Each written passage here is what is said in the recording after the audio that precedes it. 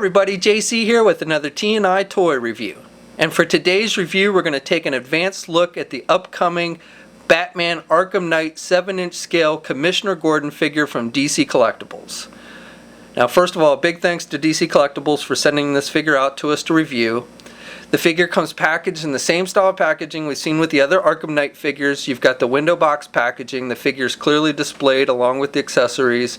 You've got the package designed to kind of look like Batman's suit, and then on the inner box you have an image of the Batmobile. Off to the side you have the name of the character, and it tells us that this is figure number 8 in the series. On the side we have some computer generated art of the character. And then on the back we have the Batman logo, more computer generated art, and then a look at all the figures in Series 2. So we've got Nightwing that's already out, which we reviewed the other day, and then Robin, Catwoman, and Commissioner Gordon, which have yet to be released. I don't have exact release dates on Robin, Catwoman, and Gordon. GameStop does have them listed with 11/15 release date. Diamond, however, does not have them listed as coming out next week. They should be out from Diamond sometime this month, but I don't know exactly when, and I don't know if the 11/15 date from GameStop is set in stone or not. But that they do currently have these listed on their website with a 11/15 release date. So they may get it a little sooner than the comic and specialty stores. And then down below it tells us that the figure was sculpted by Gentle Giant Studios. Okay, so let's get this figure open and take a look at what's inside. Okay, so here's a look at the figure outside of the packaging, and I think DC Collectibles has done an overall nice job with the sculpting with this figure. I like the details, the gun holster, the shoulder holster that they've given him, his tie looks very much like we see in the video game. He's got his badge on his belt, it's not removable or anything. The shoulder holster does have, it's working, has a gun that fits in there. The gun itself is not very detailed, and it's a little bit on the small side. It looks like it was sized more for the holster than for the figure's hand, so when you have him holding the gun, it seems to be a little bit on the small side.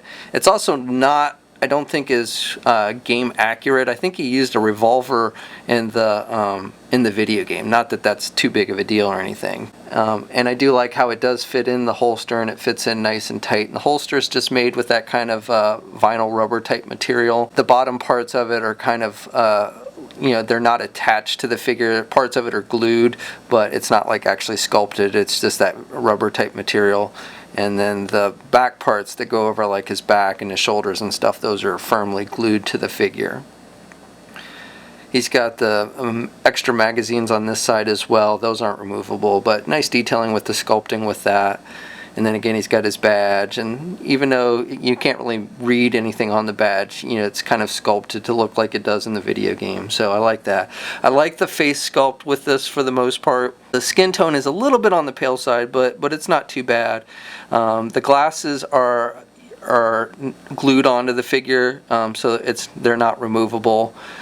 The eyes, depending on how you look at it, when you look at it from the side it looks fine, but when you look at them straight on, because of the glass, the plastic they use for the glasses, it kind of almost, he looks a little bit cross-eyed, but it's really, I think, just because it gets the eyeballs get a little distorted when you're looking through it straight on through that clear plastic. When you look at it from the side, it you know, and kind of from an angle, it doesn't look bad at all.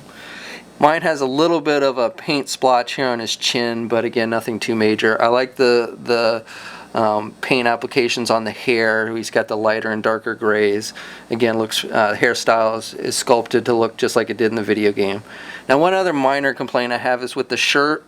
It does not appear to be in the video game. I believe he's got pinstripes on his shirt, whereas this shirt is just a solid color. It's a cream, almost grayish color, so it's not completely game accurate. Again, not a major deal, but just wanted to point that out. I like the sculpting on the pants. Besides the gun, he also comes with a walkie-talkie, and that's solid black. Decent sculpting detail, but again, not much in the way of paint applications, just the solid black color. And then he comes with an extra left hand, which is just open. The other hands are sculpted to hold the walkie-talkie and his gun. Okay, so the figure stands just a little bit under 7 inches tall. Here he is next to the battle-damaged Arkham Knight Batman figure that we looked at the other day, which is a GameStop exclusive, and Batman's a little bit taller, as he should be. And just for one more comparison, here he is next to the DC Collectibles 7-inch scale Greg Capullo Commissioner Gordon figure.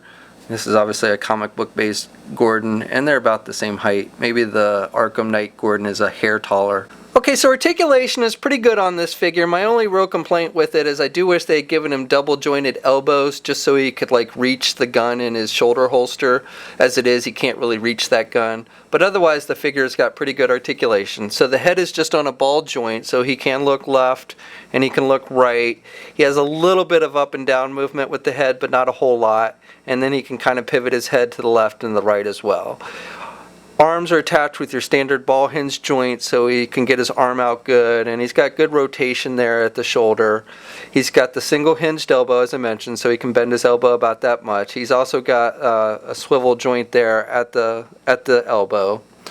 He's also got the swivel at the wrist, and then he's got hinges on the hands, so he's got up and down movement with the hands as well. He's got a midsection joint which doesn't have a crunch, but he does have a rotation there at the midsection.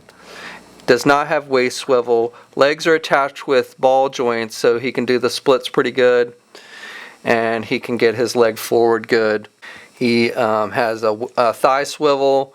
He has a double jointed knee, so he has good bending at the knee, and then he does have ankle pivot. But with the way the pants come down over the ankles, it does limit some of the movement there at the foot. So he can't really do his foot down a whole lot. He can do it up a little bit, and then he's got some rotation, and you can pivot it a little bit. So again, the pants kind of limit some of that ankle movement. And he has one peg hole on the bottom of his feet. Okay, so that's my review. I like this figure. I like the sculpting detail on it. I like the working gun holster. Like I said, a few minor complaints, but nothing too major with this figure. I think overall, you know, if you've been collecting the Arkham Knight line, I think this is definitely one that you're going to want to pick up. You know, Gordon is kind of an important character, so I think, you know, this will definitely be one that you want to add to your collection. Now, as I said, I don't have an exact release date of when this figure is going to start shipping from Diamond. It should be sometime this month, and as I mentioned before, GameStop does have these this wave, this figure, and the rest of the figures in this wave slated with 11/15 release date, so a little over a week. We'll have a full gallery of images up at toynewseye.com. There's a link in the description below, and as always, leave a comment. Let us know what you think. If you're so inclined, please like the video, and if you haven't already, please subscribe. And until next time, I'll catch you later.